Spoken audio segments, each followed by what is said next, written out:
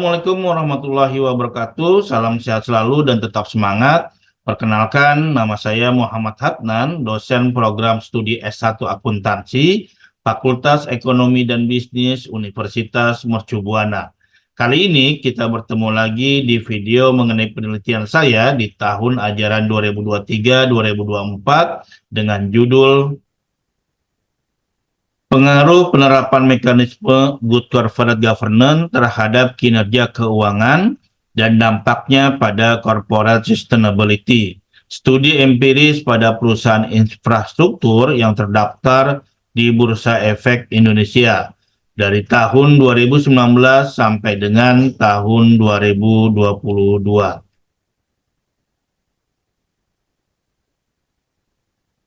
Penelitian ini diawali dengan adanya fenomena yang terjadi di Indonesia. Menurut OJK dalam CNN, praktik Good Corporate Governance perusahaan Indonesia masih tertinggal. Hanya ada 2 perusahaan terbuka emiten dari Indonesia yang masuk dalam daftar 50 emiten terbaik dalam praktik tata kelola perusahaan yang baik dalam ajang penganugerahan ASEAN Corporate Governance Award. Padahal penerapan Good Corporate Governance yang baik adalah aspek utama untuk membangun fundamental perusahaan yang kokoh dan juga kinerja keuangan perusahaan tidak akan berkelanjutan bila tidak dilandasi oleh praktik-praktik tata kelola yang baik. Oleh karena itu, maka penelitian ini bertujuan untuk menguji pengaruh penerapan mekanisme Good Corporate Governance, yaitu kepemilikan institusional, kepemilikan manajerial, komisaris independen, komite audit, dan kualitas auditor terhadap kinerja keuangan dan dampaknya pada corporate sustainability. Berikut adalah tinjauan pustaka dari penelitian ini. Yang pertama adalah agensi teori. Agensi teori merupakan teori yang menjelaskan hubungan kontraktual antara prinsipal atau pemilik atau pemberi kerja dengan agen atau manajer atau pelaksana tugas. Teori ini dikembangkan oleh Michael C. Jensen dan William H. McLean pada tahun 1976 dalam artikel mereka yang berjudul Theory of the Firm, Managerial Behavior, Agency Cost, and Ownership Structure, yaitu hubungan keagenan terjadi ketika prinsipal mendelegasikan wewenang kepada agen untuk melakukan tugas tertentu atas nama prinsipal. Yang kedua adalah Good Corporate Governance, yaitu suatu sistem yang mengarahkan dan mengendalikan perusahaan untuk mencapai keseimbangan antara kekuatan dan tanggung jawab berbagai pemangku kepentingan atau stakeholder. Menurut OECD, Principle of Corporate Governance, Good Corporate Governance adalah seperangkat prinsip yang mendasari proses dan struktur dalam mengarahkan serta mengendalikan perusahaan untuk meningkatkan nilai tambah, efisiensi, dan akuntabilitas. Yang ketiga adalah kinerja keuangan. Menurut Brigham dan Houston 2016, kinerja keuangan adalah hasil pencapaian organisasi dalam pengelolaan sumber daya keuangannya yang mencerminkan kemampuan perusahaan dalam menciptakan nilai, mempertahankan stabilitas, dan memenuhi tanggung jawabnya kepada para pemangku kepentingan. Yang terakhir adalah corporate sustainability.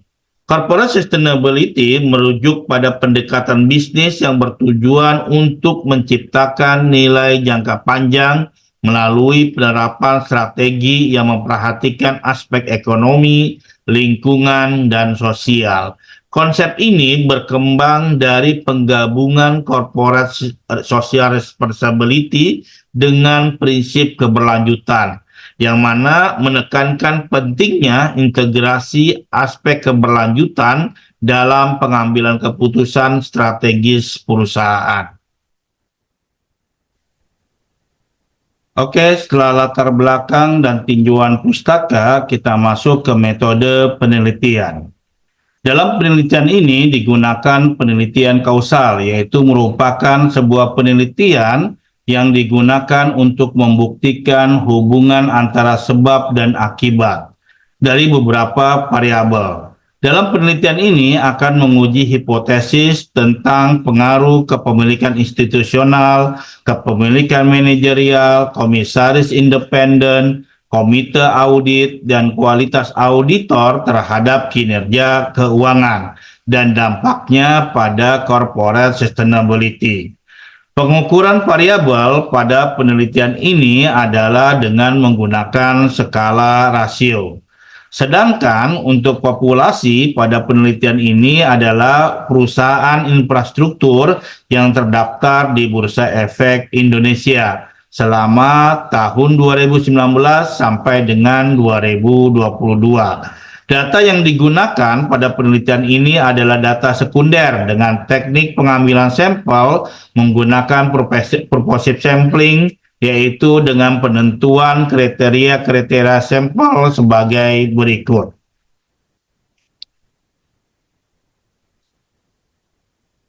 Populasi sebanyak 65 perusahaan, yaitu perusahaan infrastruktur yang terdaftar di Bursa Efek Indonesia.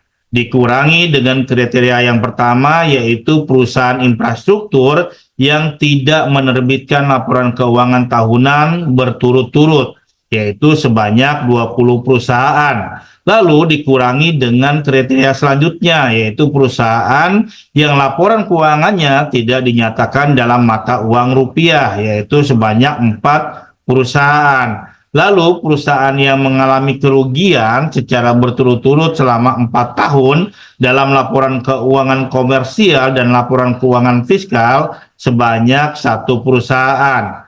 Dan selanjutnya perusahaan yang tidak memiliki kepemilikan manajerial dan kepemilikan institusional kepada pemegang saham sebanyak 13 perusahaan.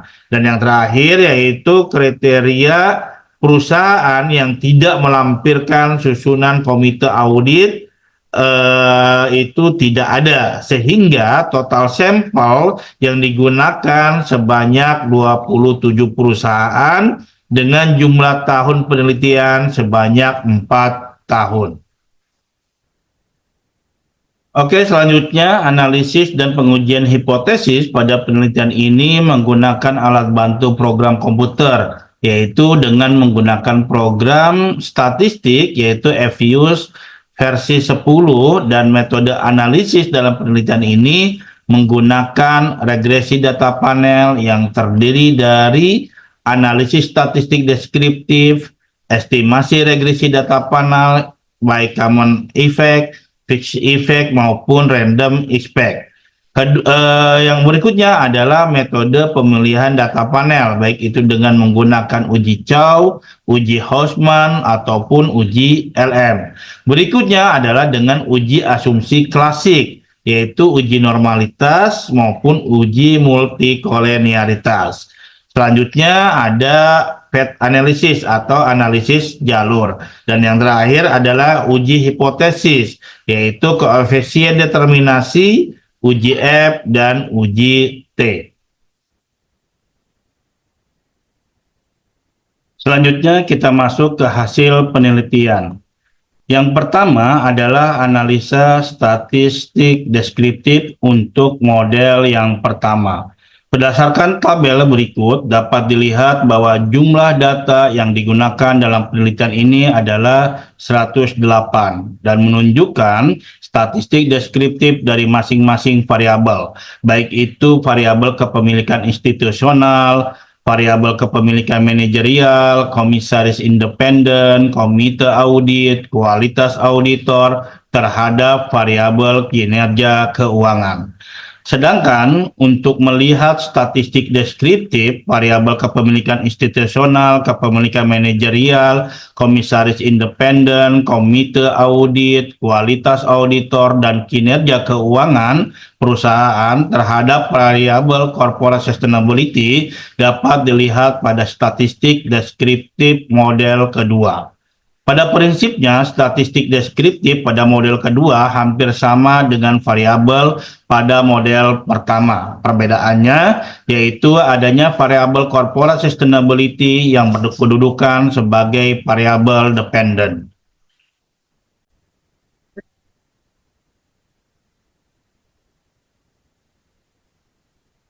Selanjutnya, estimasi regresi penelitian empiris pada model yang pertama.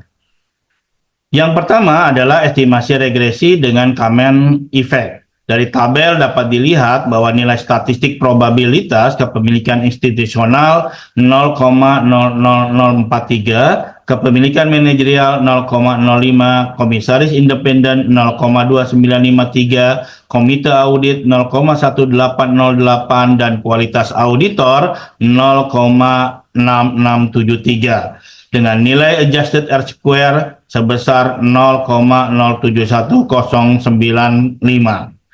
Yang kedua adalah estimasi regresi dengan fixed effect model.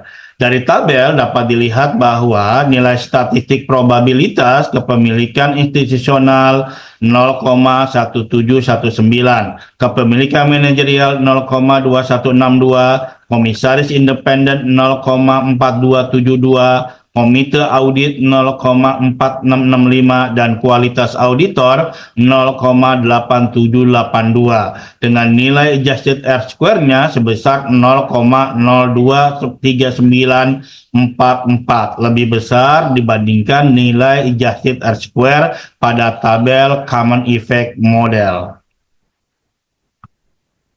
Selanjutnya, yang ketiga adalah estimasi regresi dengan random effect model.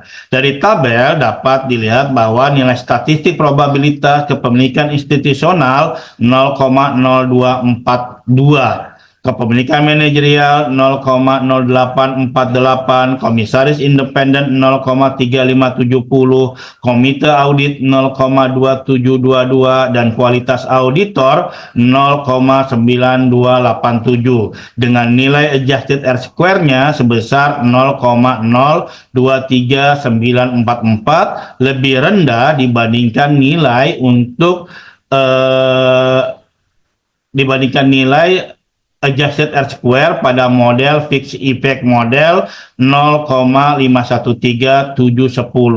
Untuk itu, untuk menentukan model mana yang digunakan, maka dilakukan uji Chow dan uji Houseman untuk mengetahui model mana yang terbaik.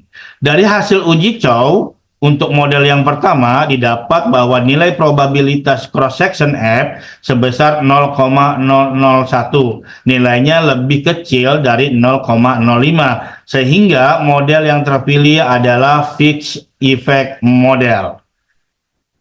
Selanjutnya dilakukan uji Houseman untuk mendapatkan model terbaik antara fixed effect model dengan random effect model.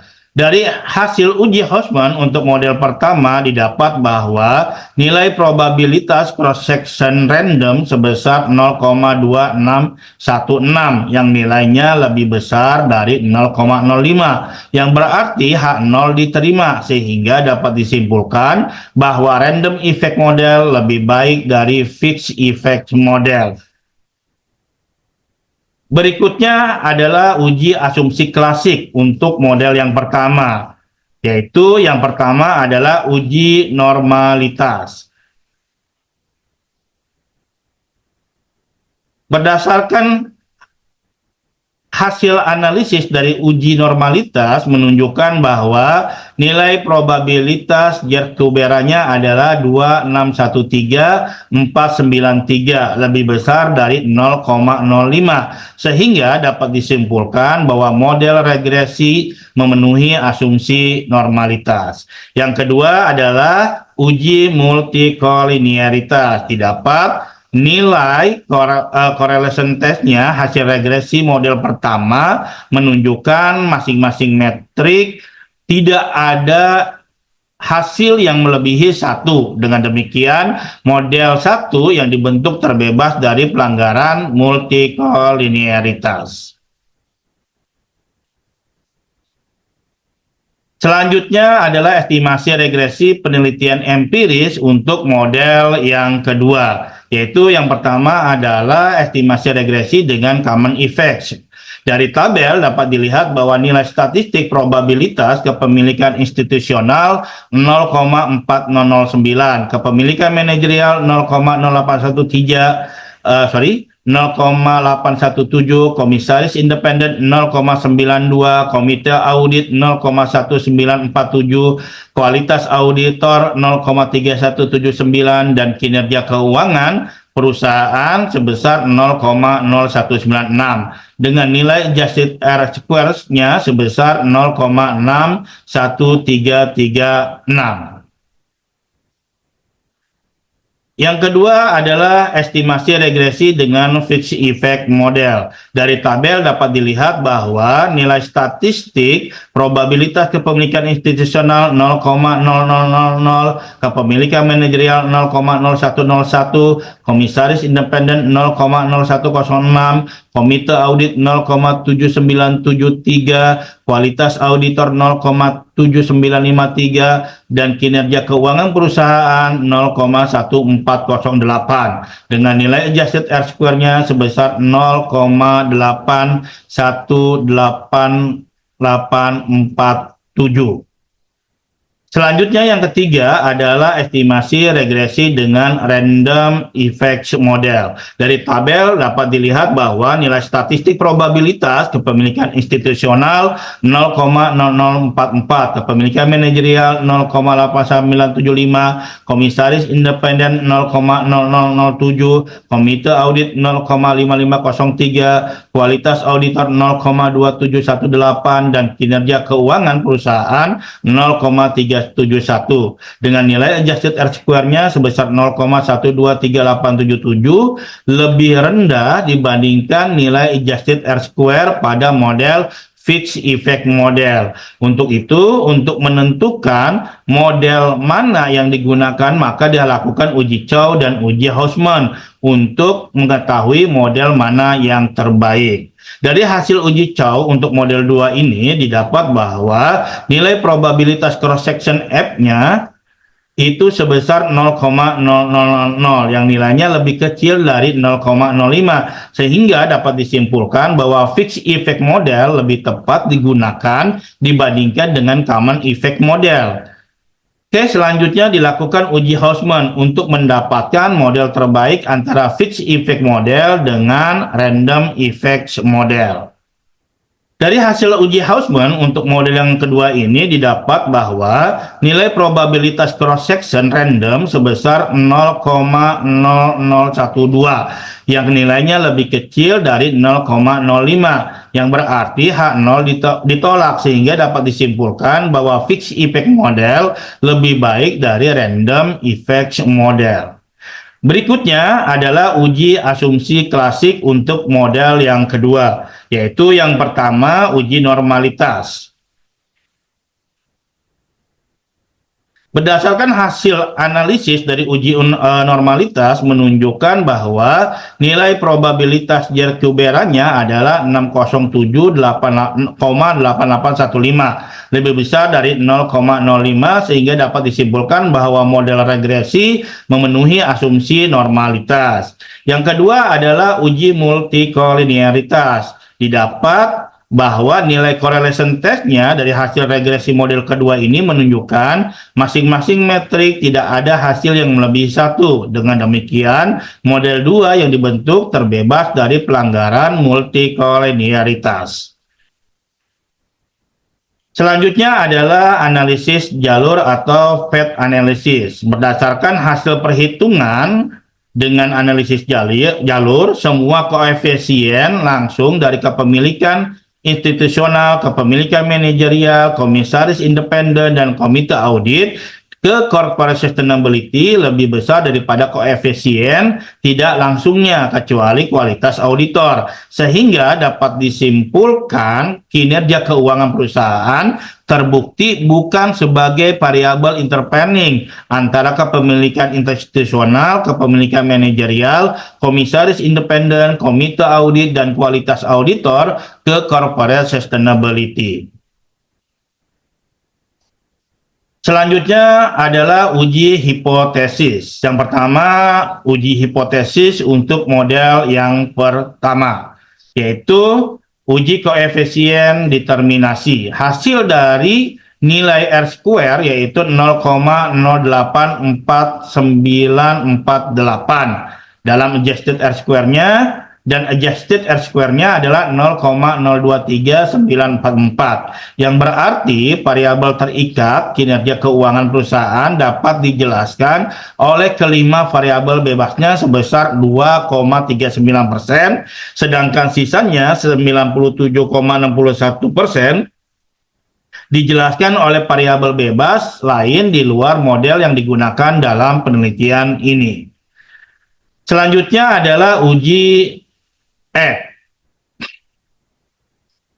Hasilnya nilai F hitung yaitu sebesar 1,392503, sementara F tabelnya dengan tingkat alfa sama dengan 5% adalah sebesar 3,315451. Dengan demikian F hitung lebih kecil daripada F tabel, yaitu atau 1,392503 lebih kecil daripada 3,315451. Sedangkan terlihat dari nilai probabilitas sebesar 0,236795 lebih besar dari alfa 0,05, sehingga H0 diterima dan menerima hipotesis alternatif, yaitu minimal satu variabel bebas yang secara statistik signifikan berpengaruh terhadap kinerja keuangan. Dalam hal ini adalah return on asset. Oleh karenanya, model regresi dapat digunakan untuk memprediksi variabel dependent.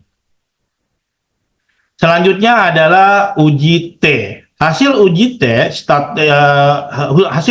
statistik menunjukkan bahwa terdapat satu variabel independen yang nilai probabilitasnya T lebih kecil daripada 0,05, yang secara statistik berarti signifikan mempengaruhi variabel kinerja keuangan perusahaan, yaitu variabel kepemilikan institusional. Berikutnya adalah uji hipotesis untuk model yang kedua, yaitu uji koefisien determinasi yang hasilnya nilai R square-nya 0,873021 dan adjusted R square-nya 0,818847, yang berarti variabel terikat corporate sustainability dapat dijelaskan oleh keenam variabel bebasnya sebesar 81,88%, sedangkan sisanya 18,12% dijelaskan oleh variabel bebas lain di luar model yang digunakan dalam penelitian ini.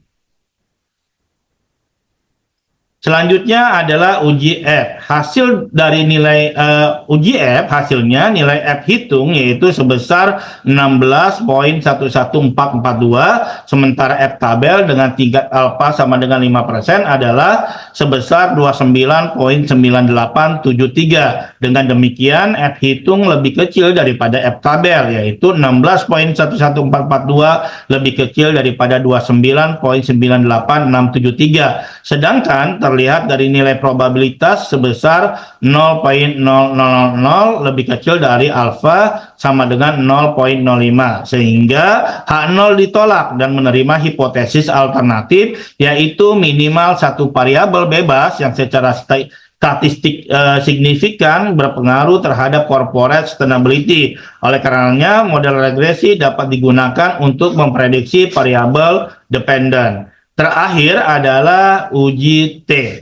Hasil uji T statistik menunjukkan bahwa terdapat tiga variabel yang nilai probabilitasnya T lebih kecil daripada 0,05, yang secara statistik berarti signifikan mempengaruhi variabel corporate sustainability, yaitu variabel kepemilikan institusional, kepemilikan manajerial, dan komisaris independen.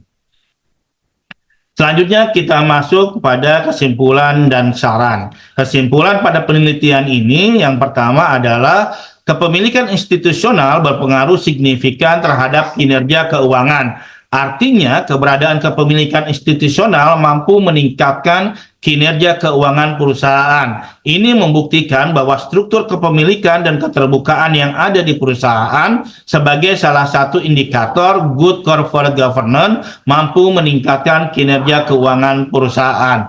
Yang kedua adalah kepemilikan manajerial. Tidak berpengaruh signifikan terhadap kinerja keuangan. Artinya, semakin besar kepemilikan saham oleh manajemen, maka kecenderungan manajemen untuk mengoptimalkan penggunaan sumber daya akan semakin meningkat. Dan ketika kepemilikan saham oleh manajemen rendah, maka ada kecenderungan terjadinya opportunistic manager. Yang ketiga adalah komisaris independen tidak berpengaruh signifikan terhadap kinerja keuangan. Artinya, komisaris independen yang ada di perusahaan sebagai salah satu indikator good corporate governance tidak mampu meningkatkan kinerja keuangan perusahaan yang dilakukan oleh manajemen. Kondisi ini dapat disebabkan sulitnya koordinasi antara anggota Dewan Komisaris yang menjadi hambatan dalam proses monitoring yang merupakan tanggung jawab komisaris independen. Yang keempat adalah komite audit tidak berpengaruh signifikan terhadap kinerja keuangan. Artinya, keberadaan komite audit tidak mampu meningkatkan kinerja keuangan perusahaan. Ini dikarenakan pengangkatan komite audit oleh perusahaan hanya untuk pemenuhan regulasi saja dan tidak dimaksudkan untuk benar-benar menegakkan good corporate governance dan terpenuhinya kompetensi serta independensi komite audit. Yang kelima adalah kualitas auditor tidak berpengaruh signifikan terhadap kinerja keuangan. Ini membuktikan bahwa KAP, kantor akuntan publik yang besar, tidak selalu menghasilkan kualitas audit yang tinggi. Ditambah dalam penelitian ini hanya terdapat 6 sampel perusahaan dari 21 sampel perusahaan yang diaudit oleh kantor akuntan publik yang berskala atau berlevel Big Four. Yang keenam adalah kepemilikan institusional berpengaruh signifikan terhadap corporate sustainability. Ini membuktikan bahwa kepemilikan institusional yang memiliki nilai rata-rata yang cukup tinggi dapat menjamin kontrol dari pihak institusional terhadap perusahaan semakin kuat. Yang ketujuh adalah kepemilikan manajerial berpengaruh signifikan terhadap corporate sustainability. Ini bisa terjadi karena manajer mencoba melakukan transfer kekayaan perusahaan kepada diri sendiri dengan mengambil kebijakan yang membesar-besarkan aktiva dan laba dengan tujuan agar kinerjanya terlihat meningkat atau untuk memperoleh bonus. Hal tersebut akan berdampak pada penurunan kinerja pasar yang pada akhirnya akan berdampak pada corporate sustainability. Yang kedelapan adalah komisaris independen berpengaruh signifikan terhadap corporate sustainability. Ini membuktikan bahwa komisaris independen yang ada di perusahaan tidak mempunyai ikatan bisnis atau hubungan keluarga dengan pemegang saham maupun direksi, sehingga dapat menyelaraskan kepentingan manajer dan pemegang saham karena mereka mewakili mekanisme internal utama untuk mengawasi perilaku mengeksploitasi peluang atau keuntungan jangka pendek dan mengabaikan keuntungan jangka panjang manajemen, sehingga keberlanjutan perusahaan dapat dijaga dengan baik. Selanjutnya adalah komite audit tidak berpengaruh signifikan terhadap corporate sustainability. Ini artinya bahwa semakin banyak komite audit dalam perusahaan, maka tidak serta-merta dapat meningkatkan keberlanjutan perusahaan, atau komite audit tidak efektif dalam melakukan pengawasan terhadap perusahaan sehingga tidak dapat meningkatkan corporate sustainability. Selanjutnya adalah kualitas auditor tidak berpengaruh signifikan terhadap corporate sustainability. Ini menunjukkan bahwa berpengaruh positif kualitas auditor terhadap corporate sustainability ditolak dan tidak dapat dibuktikan, sehingga kualitas auditor tidak berpengaruh signifikan. Selanjutnya adalah kinerja keuangan perusahaan tidak berpengaruh signifikan terhadap corporate sustainability. Hal ini menunjukkan kemungkinan bahwa walaupun kinerja keuangan perusahaan dapat dideteksi oleh pasar, namun pihak investor mengabaikan adanya kinerja keuangan perusahaan tersebut. Yang terakhir adalah Kinerja keuangan perusahaan terbukti bukan sebagai variabel intervening antara kepemilikan institusional, kepemilikan manajerial, komisaris independen, komite audit, dan kualitas auditor ke corporate sustainability. Yang berikutnya adalah saran dari peneliti, yaitu yang pertama, pentingnya digagas mengenai pengaturan tentang pengangkatan komite audit oleh perusahaan, yaitu anggota komite audit harus merupakan ahli di bidang akuntansi atau keuangan agar terpenuhinya kompetensi serta independensi sehingga dapat meningkatkan fungsi pengawasan yang efektif. Yang kedua adalah perusahaan infrastruktur yang terdaftar di Bursa Efek Indonesia sebaiknya meningkatkan pemahaman terhadap penerapan mekanisme good corporate governance, baik itu mengenai struktur kepemilikan, komisaris independen, komite audit, dan kualitas auditor. Yang terakhir adalah manajemen perusahaan infrastruktur yang terdaftar di Bursa Efek Indonesia harus mampu menerapkan dan menjalankan good corporate governance secara lebih baik dan konsisten sesuai dengan peraturan yang berlaku. Demikian ulasan dari penelitian ini ya, semoga bermanfaat dan penelitian ini bisa terkoneksi dengan mata kuliah akuntansi keuangan khususnya pada analisa rasio. Demikian, kurang lebihnya mohon maaf. Saya ucapkan terima kasih. Wassalamualaikum warahmatullahi wabarakatuh.